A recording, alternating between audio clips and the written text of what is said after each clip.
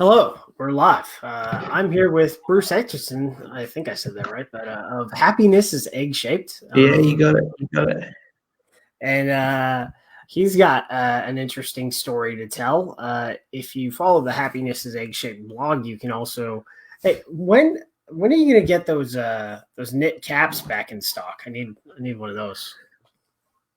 Yeah, I need to look at the merchandise. Unfortunately, because this thing doesn't make any money, anything that I do comes out of my pocket. So yeah, it might I know. happen. I've been approached by a couple of people who want to do some merchandise. I'm no businessman, so it could well happen.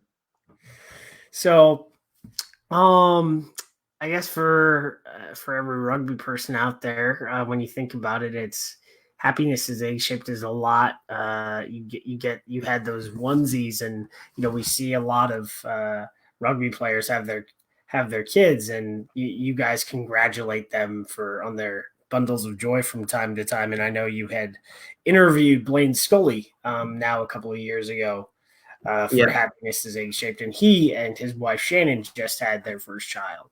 So, you know, it's kind of crazy when it comes to what rugby means, and especially in this country, it's kind of weird, and I don't think people understand it because everything with American sport is so cradle to grave. You have your kid and you put them in a jumper of your favorite sports team, and they are fans of that team or that sport their entire life. And there are not that many people that are cradled to grave rugby fans in this country specifically. Um, so I think another cradle to grave rugby fan for the Americans has just been born in Blaine and Shannon Scully's first child. So that's pretty cool. yeah. So your story, I mean, you are a rugby coach, you're a physical education teacher in Scotland, or are you on the south side of the border? Because you said No, it's no, I'm in Scotland. I'm in God's country. God's country.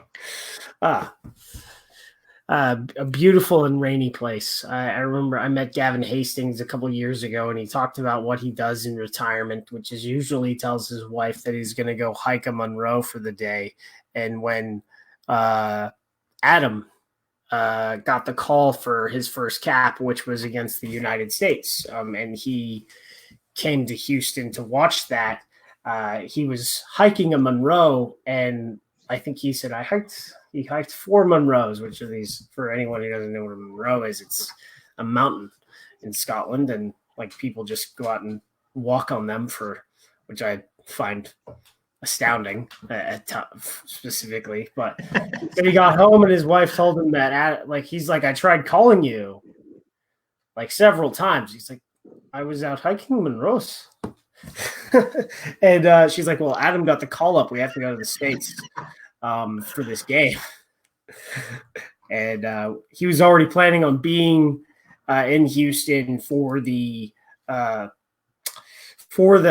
USA Scotland game because he'd been, I guess, paid an appearance fee to talk about his life as a Scottish rugby player, which I went to, I guess, the lunch that he spoke at, and it was great. It was a great time. And then after the U.S. defeated Scotland, he I wouldn't say he went into the night. He was just here at the various bars outside of the stadium, Flower of Scotland. Every time he came through, he's like Drowning in his sorrows.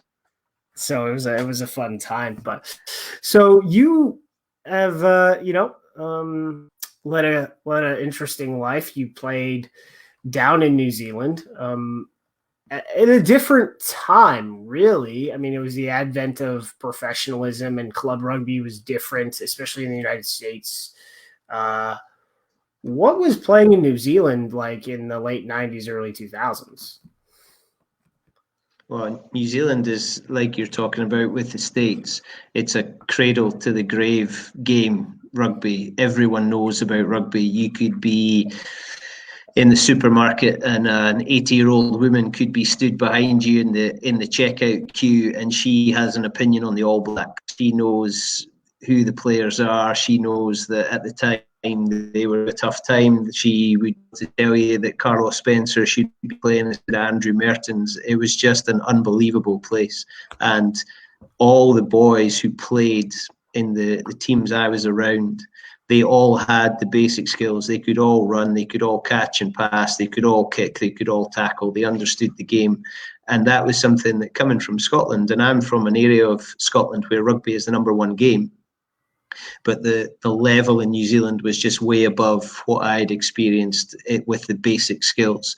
And that was because they grew up throwing around an egg, whereas kids in Scotland grow up kicking around a soccer ball, and then you find rugby around 10, 11, 12. And that's really when most kids make their choice. Whereas in New Zealand, they've been playing since they were 5 or 6, playing barefoot in lots of touch games, and then they graduate into wearing their cleats and playing contact, and then they just grow up watching the All Blacks and watching club rugby. And at the time, it was the Super Rugby was really flying. It was the game that was attracting a lot of attention. That was beginning to attract attention in the States because it was more stimulating to the States audience, with a basketball style, throw the ball around, excitement, lots of tries, lots of scoring, lots of crazy skills. Guys like Carlos Spencer just carving it up. And those were the kind of guys that really appealed to the audience in the States. But for me, it was a huge learning curve, just being immersed in that situation and that culture. And certainly made me a better player, but also gave me the experience to look at when I became a coach and try and draw on some of the things that I'd seen in New Zealand. Then at a certain juncture, you decided to come here for a year as you told me before we started, to not start real life. And this is a period in American rugby that there isn't a lot written about. And in fact, there's not a lot written about pre-internet that is not in, I would say, paper editions of Rugby Magazine that pretty much no longer exists. The archives of the company, they stopped publishing their online edition last year of it was called Rugby Today, for a variety of reasons. But there's whatever is I guess written about what was the first Major League Rugby, and not connected to Major League Rugby Today, but it was when I speak to people about that competition, is that the USA Rugby had a sanctioned competition. It was called the Rugby Super League, and this was basically a road competition that was specifically competing against the Rugby Super League to be Tier 1 status in the United States. But you played in that. What was that time like? Because I was 2000, 2001. I was in the 6th grade and had never heard the word rugby, let alone knew where a rugby club was. And to this day, where my hometown is, the closest rugby club is still 40 for children, is like 30 miles away. So that says how much different rugby is in the States today. Although, like in Southern California, like there are a lot more rugby clubs than there were for kids in 2001, but they still don't. The roots don't go deep enough in certain regions. Yeah, I was a student at Edinburgh University and just didn't really want to leave university, get a job, settle down, get a mortgage, do all that. I was looking overseas, and rugby was going to be the way that was going to help me to travel. I'd already been to New Zealand. I'd toured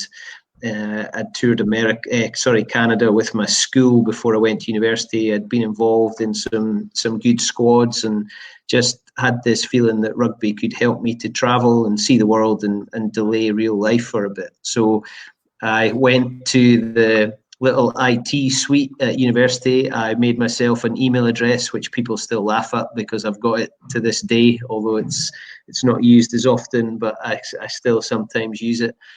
And I scoured the internet as it was then, some pretty terrible club websites, and typed it into America and started to send emails to the clubs that were registered as being the Major League. I couldn't find anything, and the Super League was not something I was aware of until I landed in the States. And I sent some emails to a few different clubs. I got in touch with Murray Wallace, who'd played for Scotland and was with Boulder, and life was pretty good for him in Boulder. And the only thing I knew about Boulder was that Morgan Minnie was there, so Boulder seemed pretty cool to me, but that didn't quite come off. And the Albany Knickerbockers got back in touch. A South African guy called Jaco Visser was running the club in Albany and sent a message to say, would I be able to come during spring break? So spring break for me was a month.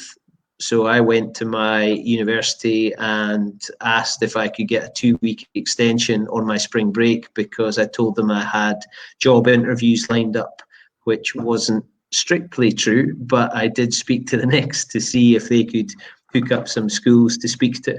So I got a message about a month before the departure to say that they had asked for a South African guy to come over, but he'd been declined a visa to get into the States. So they asked, do you know anyone that would be ready and willing to come? Can they play lock forward? Can they play in the back row? And I got in touch with a mate of mine, Richie Maxton, who was a far better rugby player than me, but he was a good guy. I managed to persuade him to get on a plane with me to go to JFK, and we got picked up by Jaco, who was a South African guy we'd been in touch with over email, and a Namibian guy called Lucas Boshoff, who was going to be the coach of the Knicks. And they took us up. They dropped us off at a house in the middle of Albany, and that was us. We'd arrived. We went trading in a horse barn because it was still between winter and spring. And we trained in this horse barn, and the guys were a mixture of experience. Some of them were, in their 30s, but had only played rugby for 2 or 3 years. Some guys had just picked the game up. So the skill level and the knowledge of the game wasn't that high. But I played at fly half. Richie played in the forwards, so he took care of the lineouts, and I took care of a lot of the attack. And we ended up leading a lot of the training sessions and trying to help the boys and educate them, and we just had a hell of a time. It was just so much fun. The guys were so welcoming and friendly, as you'll know that rugby people tend to be, and they looked after us, and we tried to put as much into the club as we could. And within 2 games I was made captain, so that was a huge honour. And as you're beginning to find out, I like to talk, so it was an easy thing for me to take over. And I remember we had the backs wanted to have a meeting. They wanted me to give them some set plays. So they'd organised this meeting at Todd Martin's house, and I rocked up to this house in Albany that looked like the kind of thing I'd watched on TV shows here in America. It had the white picket fence. It had the huge truck in the driveway. It had the double garage, and we walked into his room, and the TV in the corner was the biggest TV I'd ever seen in my life in a house. And they had this clipboard at the front with calls on it, and the seats were all lined up, and they had as much pizza as we could throw down our throats. And Big Richie just stood at the back and just laughed at this sort of crazy situation we found ourselves in. So we watched the tape of the game, and then they said, right, give us some plays. So that was quite an American thing at the time. They wanted a call, and then they wanted to know who ran where and what they were to do. And I was we'd been working in training, I was trying to get through to them that actually sometimes you just have to play what's in front of you, and you can't make calls too far ahead. So I stood up and gave this big long speech, and I drew diagrams on the flip chart, and I went into it, and they were all going, yeah, man, yeah. And they asked a few questions, and then I said, is there any questions? And one of the guys just said, yeah, but can you give us some plays? So I had 15 minutes giving this rugby lecture, and they just wanted some plays, and my mate Richie was sat at the back of the room just peeing his pants, laughing that I had spent all this time talking, but actually all they wanted was some set plays. But they learned so much, and it was just awesome. And in one of the first games, I caught the ball and I ran across, and my inside centre came on a cut, and I gave a scissors, and he went straight in and scored. And the referee gave a penalty against me and said that I had obstructed the opposition, which is now, it's one of the most common backline things that happens. But the referee, I don't think had ever seen it before, so he called me for it and gave a penalty against me, which I didn't take too kindly to. But we had a chat afterwards, and we worked out that I was right in the end. It's, Americans, I think, when it comes to rugby, is like we're so used to football and like set plays and stuff like that. Yeah. And even in basketball, like the evolution of basketball offenses, even though it's a fluid motion sport like rugby, the offensive systems in basketball have been in place for decades upon decades. And I think rugby is just getting there. And I think, when I started playing, I wanted a playbook, and my team didn't have a playbook. And I'm like, how am I supposed to learn how to play the game if I don't have a playbook? Because I was a football player. I was a football player in high school, and we had like a 50-page playbook. And so like I knew I was a linebacker and a guard. So usually guards don't do a lot, but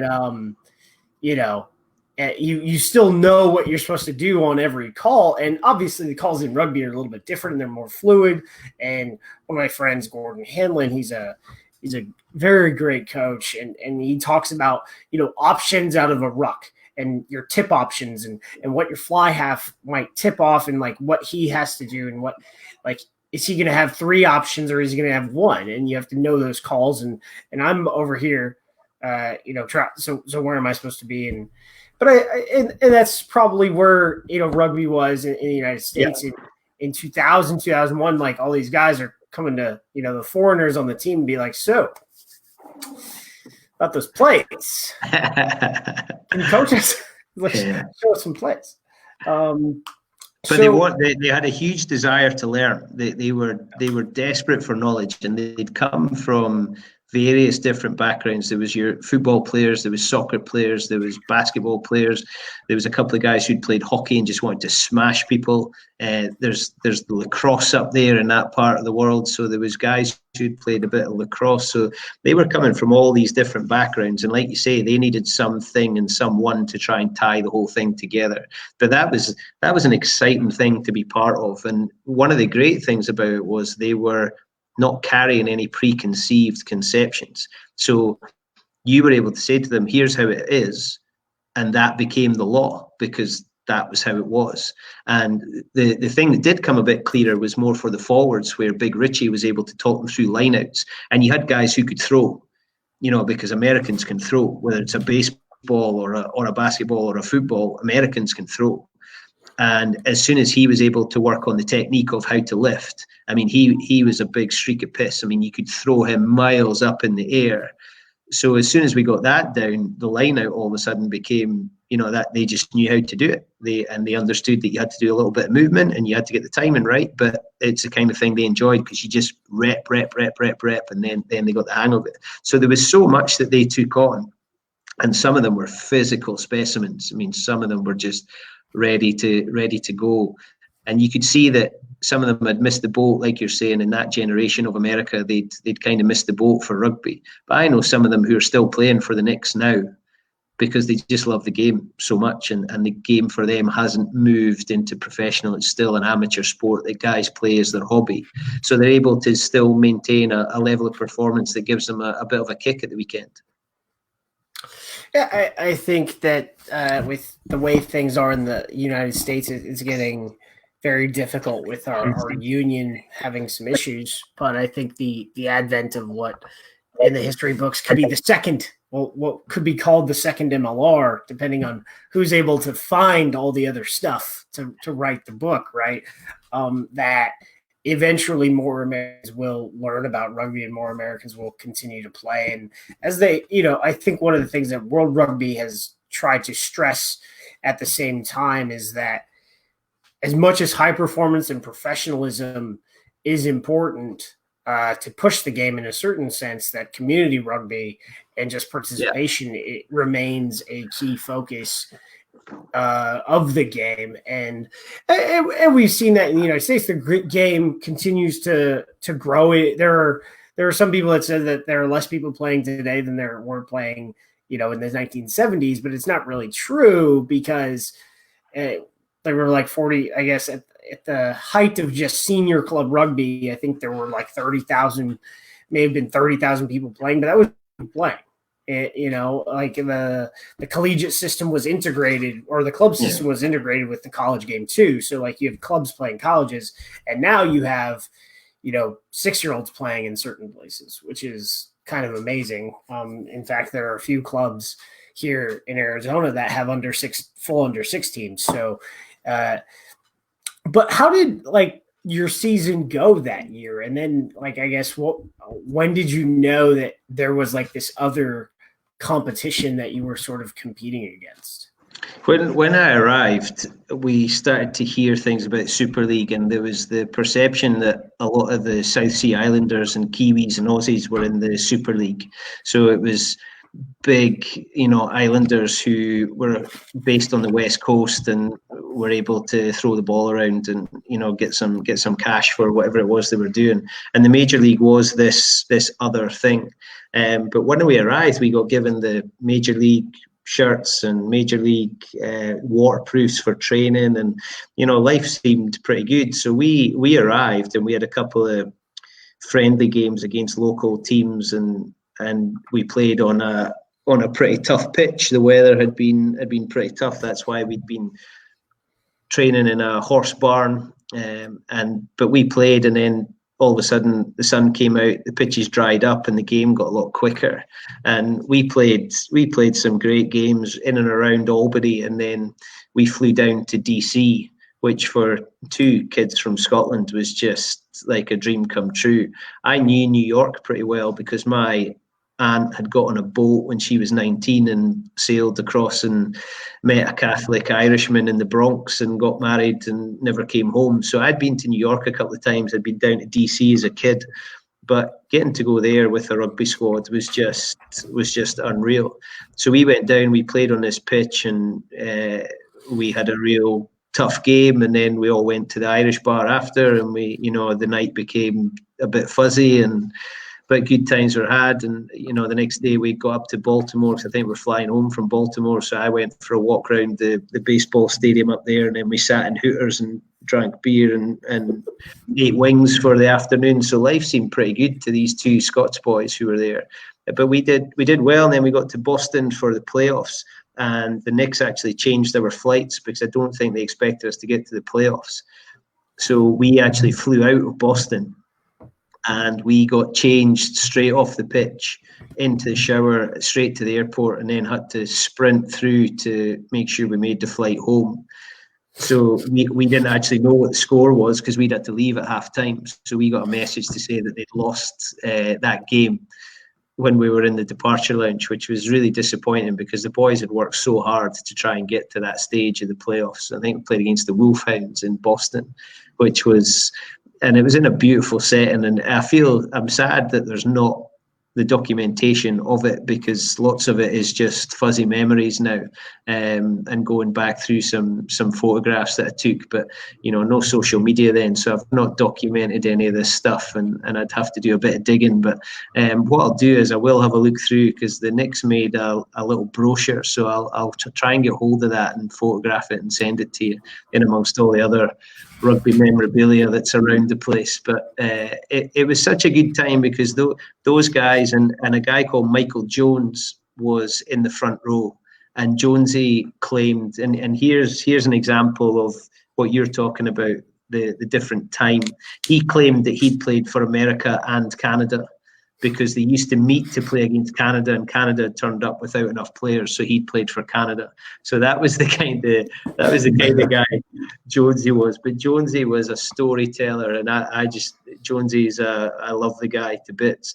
And when I left, a few years later, Jonesy went down to Florida, to Fort Lauderdale, to play in an old boys tournament, and the scrum went down and he broke his neck. So Jonesy's in a wheelchair. And there's a charity in this country called Hearts and Balls, who sent money across to repatriate Jonesy from Fort Lauderdale up to Albany. And a whole load of the Knicks came across a couple of years ago for a Scotland game and made a presentation at halftime at Murrayfield of a cheque, almost to repay the generosity that Hearts and Balls had shown to Jonesy. And that just shows how small the rugby world is, that a tiny little club in upstate New York had a guy who played in a tournament in Florida and had this accident. A charity in Scotland heard about it, but because of the rugby family, sent money to support. But it was a club that a guy in Scotland had played for. I know heaps of the guys who run the Hearts and Balls charity. So all these things just tied up together. And Jonesy used to say, we can get along or we can get it on. And he called everybody Buck. Everybody was Buck. Hey, Buck. Hey, Buck. Everybody was Buck. But Jonesy he just had this huge heart. He loved the game of rugby, mostly because of the people he got to meet, the places he got to go, and the stories he got to tell people from all of that. And Jonesy's still going. The Knicks have a big fundraiser for him every June. They have a golf tournament for Jonesy to try and raise some money and make his life a bit more comfortable. But he was a guy that, I'm never going to forget guys like him and Yaku and Charles Colley, who is become one of my best friends. He's over here quite often. He comes across for games at Murrayfield or Twickenham. He comes across most Six Nations, and I've got two girls, Maisie and Katie, who are 8 and 10, and they just love Charles. When we were across on holiday in the States, we met up with Charles, and just another one of these guys that how on earth could I have met him if it wasn't for this great game? So, what have you been like doing? I mean, in the interim, so how do you, I guess, as a teacher and as a rugby coach, explain sort of all this stuff now to your students and to your players? Because it's interesting to see what's going on right now. And I was talking to some people, and I was like, well, it's all a meme, but you can either come out of, I guess, this global emergency, a fitter rugby player, a healthier rugby player, or you could come out of it and a less fit rugby player and a less healthy rugby player and all that stuff. And I mean, like before we got on the horn, I went running for 50 minutes, and it's just like, well, my Corona 15 is going to be the 15 I lose and not the 15 I gain. Yeah, it's a tough one, but the internet's an amazing thing. You see some of the stuff that people are doing. It's going to be such a crazy side effect that from this situation, people could potentially be much healthier, much happier, have actually connected and grounded themselves more than they had before. But the analysis tools, Coach Logic, who are an amazing analysis tool, they've said that it's going to be free, I think, from now until June, so that coaches can still connect with their players. And there's so many people you can follow on Twitter who can give you such an insight into the game. But personally, there's so much you can watch and so much you can look at, but actually there is nothing that can substitute throwing a ball around and improving your skills and getting the real joy out of being part of the team that can take, the big heavy guy as a prop and the big tall guy as a lock, and the guy that looks like he's never been fed as an open side flanker, and the little mouthpiece as a scrum half, and the guy at fly half who has the clean shorts, and all the fast guy on the wing. It's such an amazing melting pot for people to get thrown into. And this situation is probably making people reflect on what it is they find important. My biggest worry is that when we come out of it, clubs, have they had enough to pay the bills, and our club's going to survive? If people get out of a routine of going to training 2 times a week and giving up their Saturday, are they going to have decided actually life's pretty good without it? I can manage without it. So that's my big worry. But as you said about the clubs, a guy I used to coach, a Zimbabwean international who played for my club in Edinburgh, Boroughmuir, Andy Rose, he's now at Chicago Lions, and he's putting together an amazing program working in schools and working with youth and some disadvantaged kids from backgrounds that are pretty challenging, and he's trying to use rugby as a way to get them out. And for them to not have that exposure for a period of time is going to hurt the game. But when you see the things that certain players are doing and certain clubs are doing in England, there's clubs who are giving up their car parks so that the hospital workers can park for free. There's Scarlets in Wales are giving up their stadium and putting beds in it to house people. There's the Italian international who's driving an ambulance. You're seeing humanity come out here, and it's great that rugby is taking such a lead in that.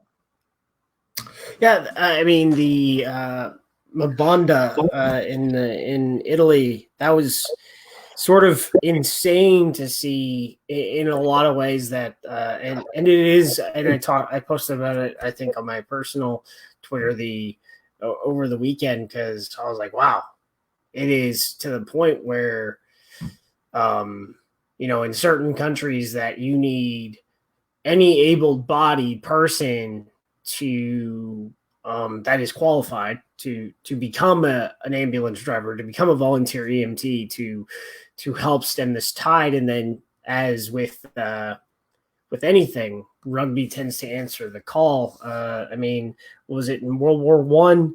The RFU suspended all play pretty at the beginning of the war, and I think the only play that was, I think, executed before the end of the occupation was the King's Cup, which is on my, I forget.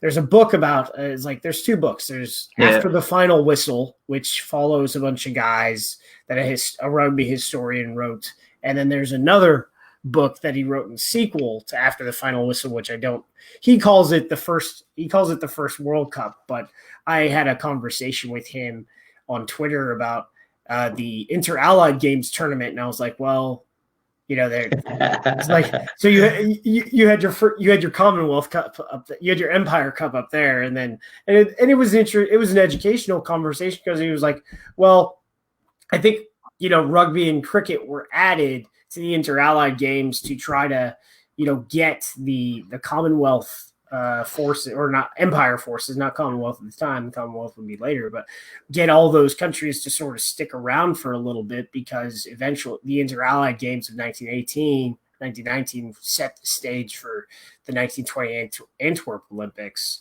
and where rugby was played for the first time in the Olympics. And it's just interesting to see, rugby continues to answer the call, no matter the Canadian squad in Japan, after the troubles in the World Cup, the Canadian squad were out there clearing up and trying to support people, and it's becoming one of those catchphrases that clubs and nations want good people, and then they'll make them good rugby players. And it's having that set of core values that this game has that hopefully is going to continue. Professionalism can lead to a lot of bad habits, and people to condone certain actions under this sort of guise of professionalism, things that are acceptable. But those things, being a human and helping out others is such a fundamental part of this game. And when you see the players rallying around and doing that, those are the kind of things that are going to help it spread in America. Families and parents and grandparents seeing that actually we're going to develop the character of the individual here, and it's just that rugby is the tool that we're going to use for that. Well, Bruce, thank you for your time this afternoon and this evening for you, and it was great to listen to your stories, and we should catch up again. Absolutely. Whenever we can play rugby again, whatever that will be, because at least here there will be no rugby played at least until July, and there may not even be rugby played at all this summer, and it will pick up again at the end of August. And it's going to be an interesting time for sports in general. I don't just do playing like rugby. I also do like triathlon and pretty much every race that I had on my schedule. Yeah, I'm weird, but Shane Williams, the great Welsh winger, is also a triathlete. I am not a back, but it's actually kind of funny the amount of rugby players that also do triathlon, and I are talking to people about it, and it's like Well, at a certain point, you're so injured, you're so broken that you can't stop training or Yeah, you no, will that's it. fall apart. You're into a habit. It's across here. You'll probably be aware of Doddy Weir, who's got Yeah. MND, and the things that people are doing to raise money and awareness for Doddy and his foundation. Rob Wainwright has cycled from one end of Scotland to the far end of England. They've cycled from Twickenham to Murrayfield to deliver the match ball. And these rugby players now don't look like the guys that played rugby. They've shed a whole load of weight because now they can shift themselves on a bike, and it's getting into those habits that are going to be good for you for the rest of your Yeah, life. exactly. So, again, thanks for the chat, and we'll catch up soon. I hope so. Great to speak to you. All the best, America. Stay strong.